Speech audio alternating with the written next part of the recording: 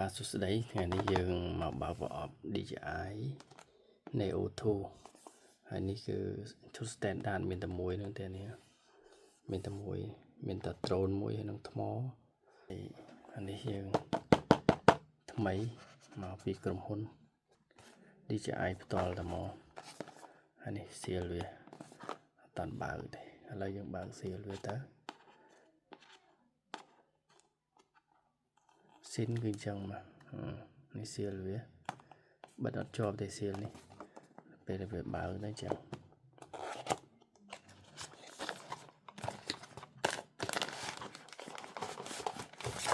នេះ drone វាស្ភើណែនាំហើយនឹង sticker វាមួយស្លាបវា2ហ្នឹងហើយនឹងទល់វិសវាមួយបាទក្នុងហ្នឹងមានតែប៉ុណ្ណឹងហើយនេះរូបរាងតែង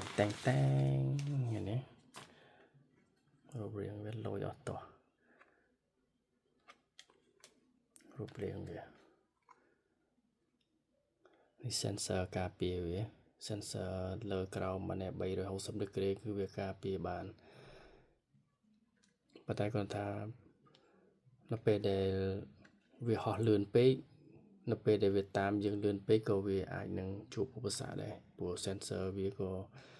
អាចនឹងវាចាប់អត់តាន់អញ្ចឹងវាវិភាគអត់តាន់អាហ្នឹងនៅពេលដែលយើងរត់ទៅកន្លែងណាដែលមានឧបសគ្គច្រើនវាហោះលឿនពេកអញ្ចឹងវាអាចនឹង sensor វាចាប់អត់តាន់ដែរប៉ុន្តែនេះគេធ្វើមកសម្រាប់តែយើង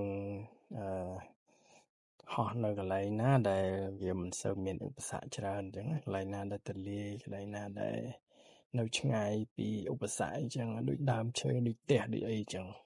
បាទសូមជួយ Subscribe មួយផងដើម្បីទទួលបានវីដេអូថ្មីៗ